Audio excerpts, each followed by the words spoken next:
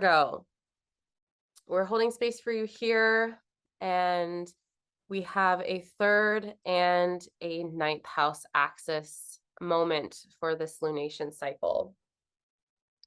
So I find it interesting for you, Virgo, that you are having this happen in the reverse for where the joys of the sun and the moon are. So the sun is in the third house, which is the place of the moon's joy. Mm. And we have the moon high up in the chart in the ninth house in the place of the sun's joy.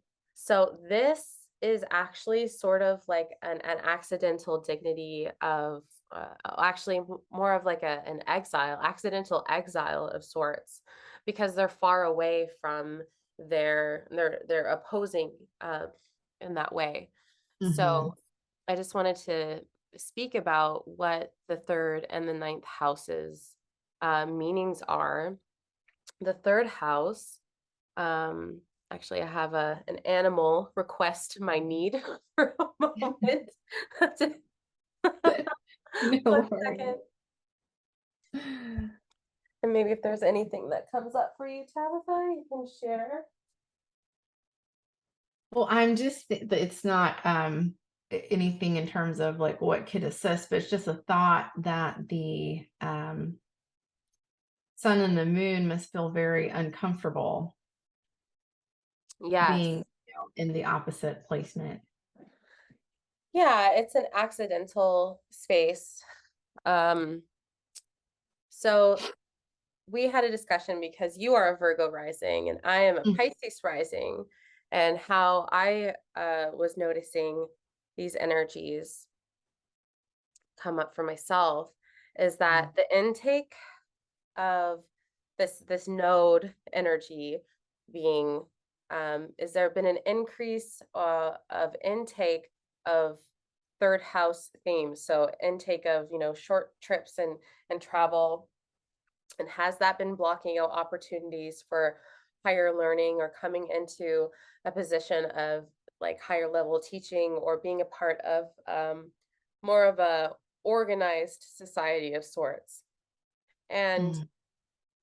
a blocking out of that ninth house. So like elements of, you know, like the local neighborhood issues and cycles getting in the way of getting to that higher place. So I've been really thinking about that in terms of how the poles of Mercury and Mm. Virgo and Pisces have been, sharing these themes, but in reverse.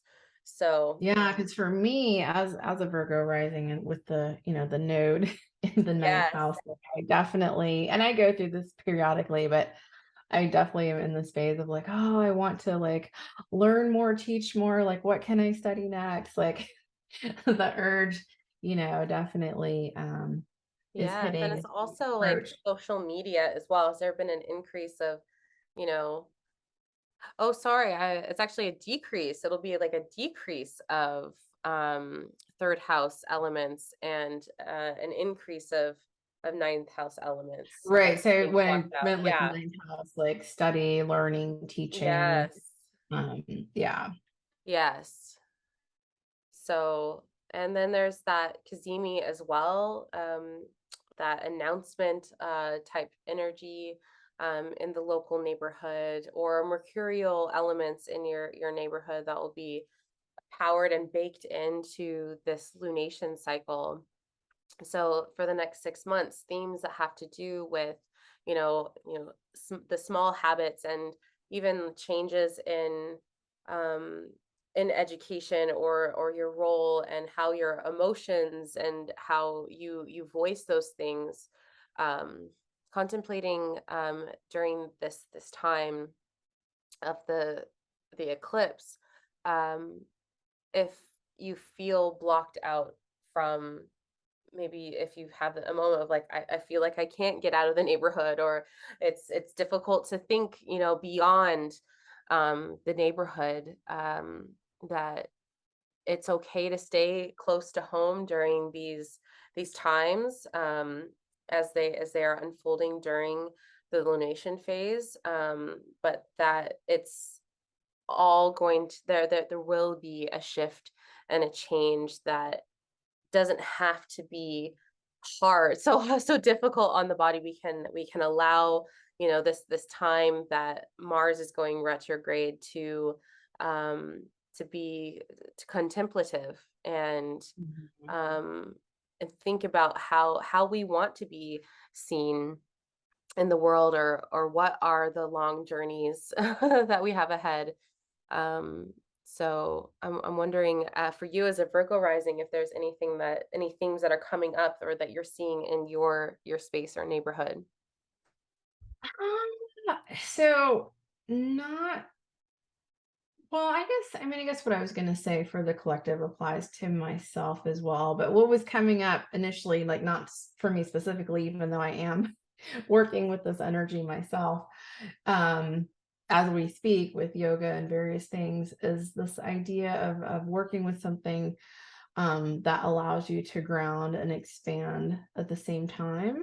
So I'm thinking frankincense or yoga, like something that like you're very grounded into this earth, but it's also like cerebral and expansive, connecting you to your intuition, to your guides, whatever your belief system is.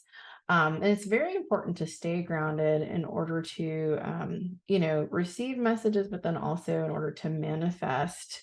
Mm, Because if you're just like floaty, airy fairy, like you can't bring things from here down into like physical reality and manifestation. So yoga, I like even just like tree pose, like if you just do tree pose and just really focus on like grounding down through the standing foot mm. and like expanding up and out from the pelvis bowl, like as you reach your hands toward the sky. Um, and then again, like I said, frankincense just comes immediately to mind. It's great for meditation and for grounding. So staying rooted, but then also like opening up the mind. I Very ninth house themes. I'm also looking forward to seeing how Virgo has uh, this Jupiterian energy coming into the seventh house. If you are single, and if there's been someone that's maybe been orbiting around, there's Jupiterian elements coming into play. And so when there's transits that are happening in a particular areas, it is sort of like an appearance in nature, again, animals.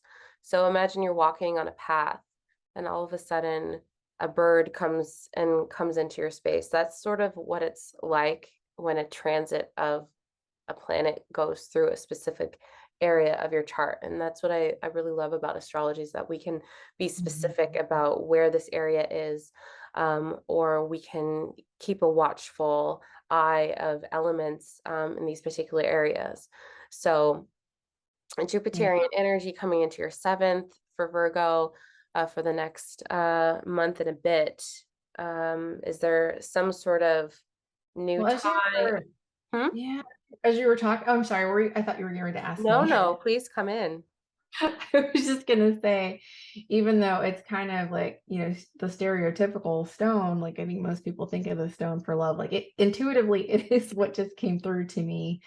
Is if you are a single Virgo and you're looking for love, rose quartz. Mm, yeah. Even though there are other stones for love, and that is one that I think sometimes gets overly used or overly recommended, but that's what came through, so I'm gonna put it out there. I'm using some rose water. I felt like I needed a spritz. So that's And some that's when I love was energy. mentioning the frankincense. You can work with that, in terms of a hydrosol. What I have here is actually a blend between frankincense and fragonia, but you can get just frankincense, or you can get it in its actual resin form. You can burn the resin. Oh, You can, yes. you can get it in the form of incense. You can get it in an essential oil and diffuse it in your home. So lots of different ways to work with that frankincense energy. Oh, yes. And so, Virgo, the questions that you may be having, like, are going to be involved with these are travel houses. These are education houses. Is there questions of education? Is there some sort of, element of higher learning that you are wanting to, or are you contemplating whether or not it's like something local that you want to stay, or if you're wanting to expand beyond? So these are the elements that are coming through, and I'm wondering if the cards have anything specific for Virgo. Yeah, I'm gonna see what they have to add. I'm using so it's actually not a deck. So these are Maya Toll's cards that came with the herbiary book. They're like in the back of the book. She does have a full-size deck version of this, but I'm just using the little ones that came with the book. Nice. And what I got was hawthorn, which is also a heart healing, heart protective herb. So the Oh, image on the card is so we have the sun at the top, water at the bottom, and then there are mountains to the right, and like it looks like just plains to the left. And then there's a tree, and it says Heart's Home. interesting. So I'm going to pull out the book just to get some additional insight into this card here. Like I said, hawthorn is a very great herb for heart health. I'm really happy that you mentioned that because again, this like I think you also natally have a Mars in the 10th house, like Mars floating around in the 10th house. That is a superior square. So like overworking at this time or having the urge to overwork or think that you're not doing enough, Virgo, that is not true. Like be gentle on yourself because if there's, a martial influence that's telling you have to go back over things like you didn't do it enough or you didn't do it enough of enough investigation or, paperwork or Yeah, something I've with got technology. my natal Mars is in the second, but I definitely can identify with that type of Oh, energy there. I'm mixing that up with my mom. My mom Oh has yeah, no worries. this house, Gemini, Mars. Yeah, yeah, your Mars is in the second. So yeah. Oh, interesting. Because I just talked about the importance of grounding. So the ritual for this card is actually all about anchoring the land. Interesting. Yeah, yeah. So there's that connection as well. So what I love about her books is for each, she's got several now. There's the herbiary, the crystallary, the bestiary, but she puts in rituals and reflections for each Oh. card. So actually the reflection for this card is about connecting to home. She poses three questions. Are you connected to the place where you live? Can your heart call it home? And can you feel the gentle pulses of the earth?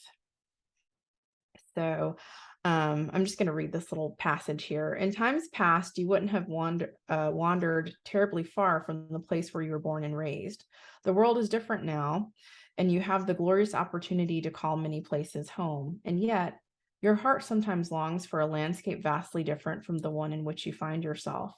If the answer to the following questions is no, use the ritual on the facing page to connect. And that's the anchoring to the land ritual. And I won't read that whole thing. But How just appropriate for this interesting. like Yeah, it's switch just some up. interesting Wow. question because you were talking about like the locality and what's going on in your neighborhood. Yeah. So think about that in terms of this and like, do you feel comfortable calling your neighborhood home? Like, does it feel right? Yes. And if Wow. not, maybe there's some long distance travel ahead of you. Yeah, yeah. Or yes. Oh my gosh, that is so appropriate. Ugh, you couldn't have pulled or like spoken to a more clear understanding of how I feel when I see this opposite Mhm. placement of the joys of the luminaries. Yeah, Wow. So Hawthorne for you, can't make it Virgo. up. It's Yeah, the you beauty can't make this of stuff this up. work. The Yeah, beauty of no, this for work. sure. Absolutely. So also this Neptune and Jupiter influence as well. That's happening for you in the seventh. I mean, Neptune has been there for quite a while for you, Virgo. Um, and Jupiter's like making that much bigger. So also observing your others in your life, and if there is some sort of expansion for them, just putting that into your awareness over the next month or so. Just wanted to add that. So I think we're ready to go on.